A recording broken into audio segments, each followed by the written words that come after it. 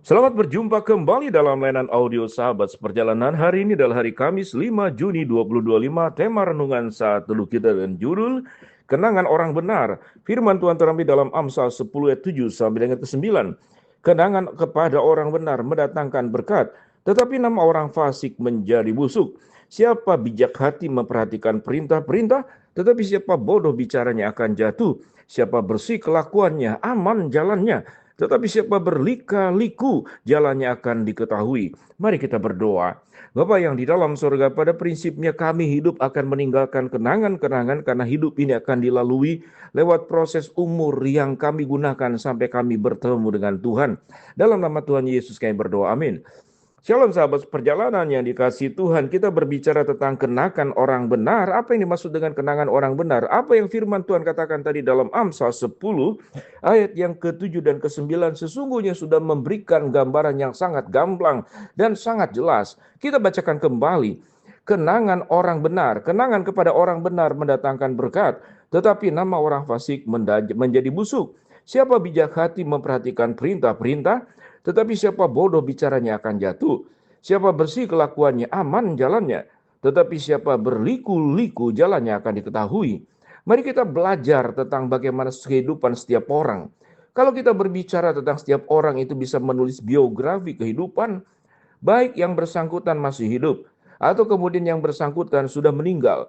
Lalu orang-orang yang tinggalkan itu mencatat biografi. Ada beberapa catatan tentang biografi.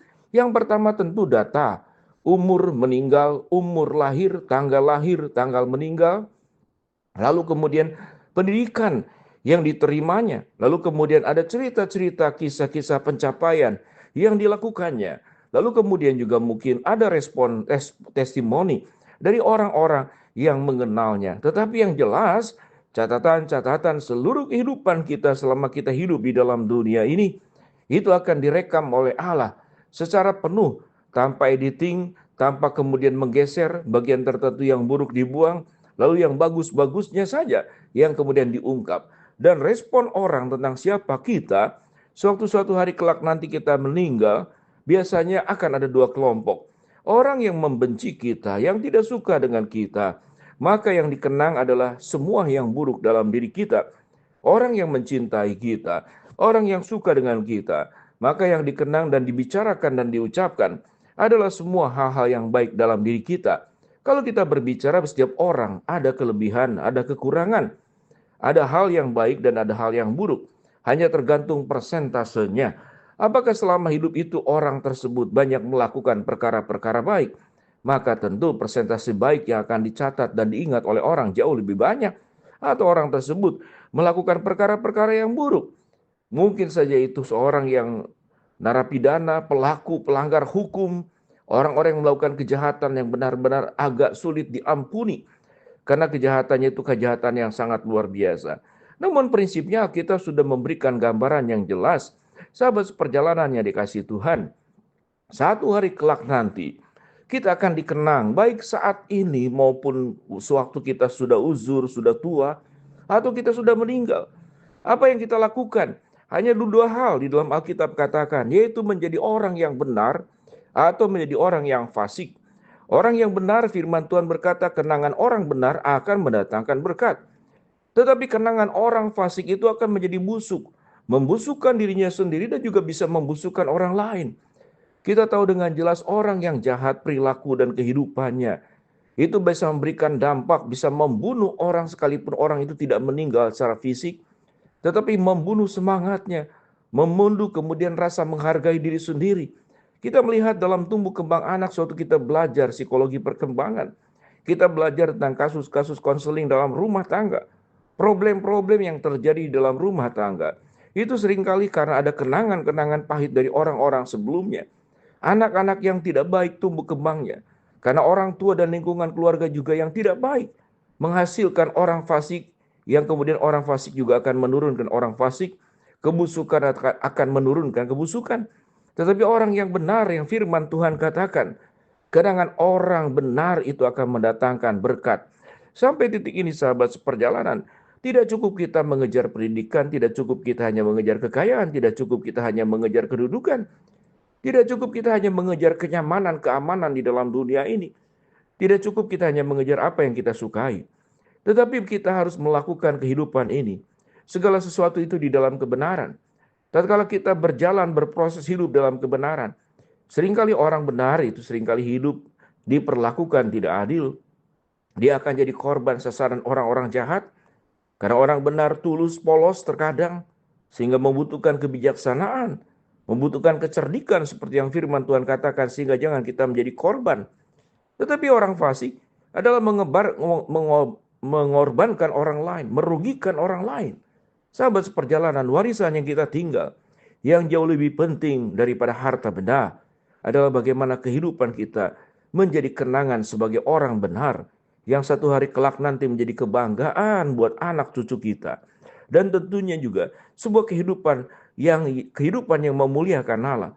Pada ayat yang berikut dikatakan, siapa yang bersih kelakuannya, aman jalannya. Tetapi siapa yang berlika-liku jalannya akan diketahui. Bagiannya dikatakan yang berlika-liku akan diketahui. Ini benar.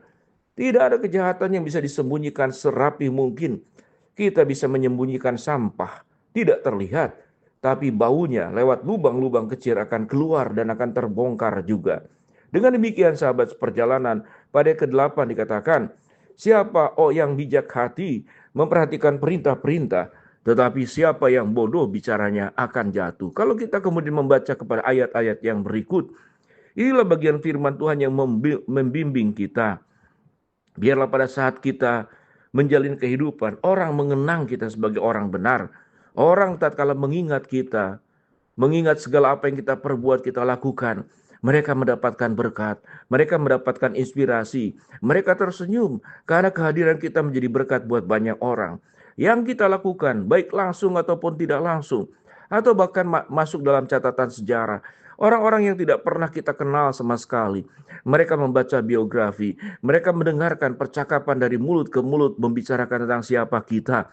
Mereka terberkati. Kita adalah orang yang hidupnya jalannya benar, karakternya indah, tidak sombong, tidak arogan, rendah hati, mau berbagi, bijaksana, adil, bertanggung jawab, berintegritas, setia.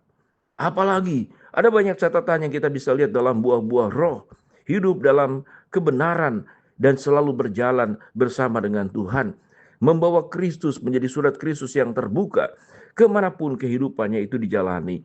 Dengan demikian sahabat seperjalanan, biarlah setiap hidup kita masing-masing dikenang orang sebagai orang benar. Jangan dikenang orang sebagai orang fasik, karena kenangan kepada orang benar mendatangkan berkat. Tetapi kenangan kepada orang fasik akan menjadi busuk. Sahabat seperjalanan, tidak ada yang terlambat kalau kita sudah melakukan hal yang buruk di masa lalu. Mari kita bersama-sama memperbaiki pada saat ini. Jangan menunda. Karena selama kita masih hidup, maka waktu untuk merubah menjadi orang-orang yang benar, memiliki kenangan yang indah tentang siapa kita kepada orang di sekitar kita, sungguh akan mendatangkan berkat buat orang lain. Apa yang sudah menjadi sejarah masa lalu, kita tutup buku. Kita mulai buka dengan yang baru, sehingga Tuhan dimuliakan lewat hidup kita masing-masing. Mari kita berdoa. Bapa dalam surga, terima kasih buat kebenaran firman Allah yang kami pelajari. Hamba-Mu berdoa buat sahabat perjalanan yang sakit, Tuhan jamah sembuhkan. Sahabat perjalanan yang sedang menghadapi masalah, Tuhan bukakan jalan. Sahabat perjalanan yang sedang berdoa mengharapkan sesuatu, Tuhan kabulkan sesuai dengan waktu dan rencana Tuhan yang terbaik. Di dalam nama Tuhan Yesus kami berdoa. Amin.